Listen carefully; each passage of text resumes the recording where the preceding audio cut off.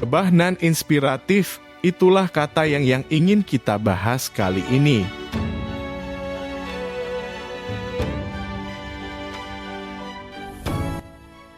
Mengapa harus lebah? Dan apa yang bisa menginspirasi kita dari makhluk kecil si pembuat madu tersebut? Itulah topik kita kali ini. Sobat, tidak dipungkiri lagi bahwa kehidupan kita ternyata banyak diinspirasi oleh makhluk-makhluk ciptaan Tuhan selain manusia, yaitu hewan dalam kurung binatang. Mulai dari laba-laba yang jaringnya kuat melebihi baja, berang-berang yang menginspirasi pembuatan tanggul yang kokoh, buaya yang menginspirasi kevlar anti peluru, dan banyak lagi yang lainnya. Sekarang kita akan sedikit berkaca pada hewan yang bernama lebah. Kita tidak akan membicarakan pembuatan madu dan tidak pula mempelajari anatomi tubuh lebah. Melainkan kita akan sedikit mengurai pelajaran apa dan bagaimana lebah mencipta sebuah rumah yang sungguh di luar batas ilmu lebah itu sendiri sebagai seekor hewan, dan hanya Sang Maha Penciptalah yang mengilhamkan ilmu pada si lebah. Yuk kita simak.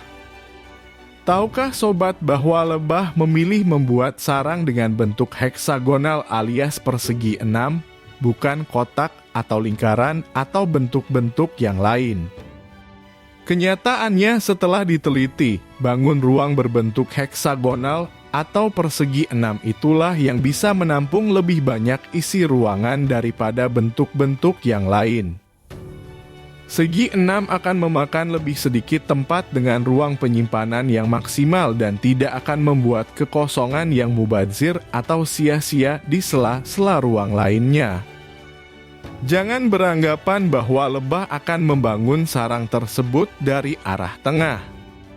Ternyata lebah akan membuat sarang dimulai dari 3-4 titik terluar dari sarang dan akan bertemu persis di tengah-tengah tanpa ada bentuk sarang yang lebih kecil lebih besar dari ukuran sebenarnya. Si lebah juga tidak tanggung-tanggung membuat konsep sarangnya. Lebah akan membuat semua sudut rongga sarang dengan kemiringan 13 derajat tanpa bergeser 1 mili pun, yang bertujuan untuk menjaga agar madu tidak tumpah keluar rongga. Alangkah hebatnya si lebah. Kadang tidak terfikirkan oleh kita bagaimana seekor lebah yang demikian lemah dan kecil bisa membuat sarang yang begitu hebatnya. Alangkah hebatnya rumus yang dipergunakan walau lebah tidak pernah mengenyam ilmu bangun ruang dari bangku sekolah. Dan alangkah hebatnya si lebah merangkai bangunan dari berbagai sudut yang menurut pandangan manusia itu mustahil dilakukan tanpa alat bantu mistar. Sampai akhirnya teknologi lebah banyak digunakan pada konstruksi gedung-gedung pencakar langit yang ingin mendapatkan jumlah ruangan yang maksimal. Lalu apa yang jadi pelajaran berharga buat kita dari pelajaran lebah tadi? Sobatku semua, dari lebah itulah kita akan mengetahui arti dari sebuah kekompakan tim. Kerjasama tanpa pandang bulu dan asih. Selalu menaati peraturan yang telah ditetapkan. Dan selalu berdedikasi dan loyal kepada sebuah tanggung jawab. Membangun pribadi dengan kematangan diri, jiwa yang sabar dan tidak ceroboh dalam mengambil suatu tindakan. Karena apa yang kita kerjakan secara tidak sadar akan berpengaruh besar pada hasil akhir suatu tindakan serta mempengaruhi tata sosial di sekitar kita.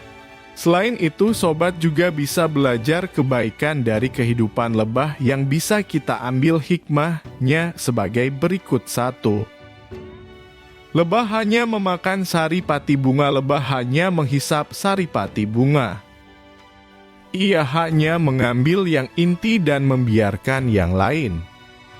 Lebah tahu yang menjadi kebutuhannya hanyalah saripati, bukan yang lainnya. Ini mengajarkan bahwa setiap kita manusia sudah seharusnya mengambil sesuatu yang baik dan halal. Sebab, mengambil hak yang lain hukumnya adalah haram. 2.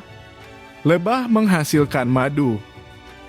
ia memberi manfaat bagi manusia. Ini pelajaran bagi kita semua.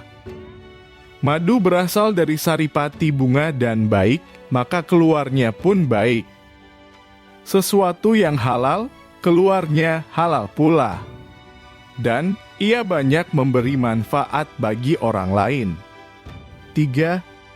Lebah ketika mencari makan tidak merusak tempat di mana dia mengambil saripati bunga yang dia hisap. Dia dengan hati-hati hinggap di sekuntum bunga lalu dia menghisap madu bunga dengan sangat lembut dan sabar.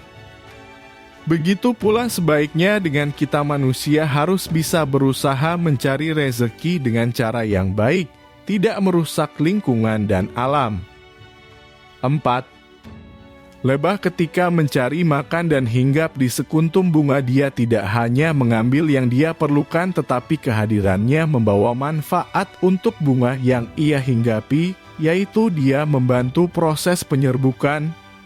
Hal ini mengajarkan kepada kita dalam mencari rezeki bukan hanya mementingkan diri sendiri dan memanfaatkan orang lain dengan cara yang curang akan tetapi hendaknya kita juga bisa bermanfaat bagi orang lain. 4. Lebah punya harga diri. Ia tidak akan pernah mengganggu orang lain selama kehormatan dan harga dirinya dihormati. Namun, bila harga dirinya dizalimi, ia akan siap menyengat pengganggunya. Demikian juga kita manusia seharusnya lebih bisa dalam menjaga kehormatan diri kita. Jangan sampai kehormatan kita begitu mudah tercampakkan hanya karena hal yang sepele.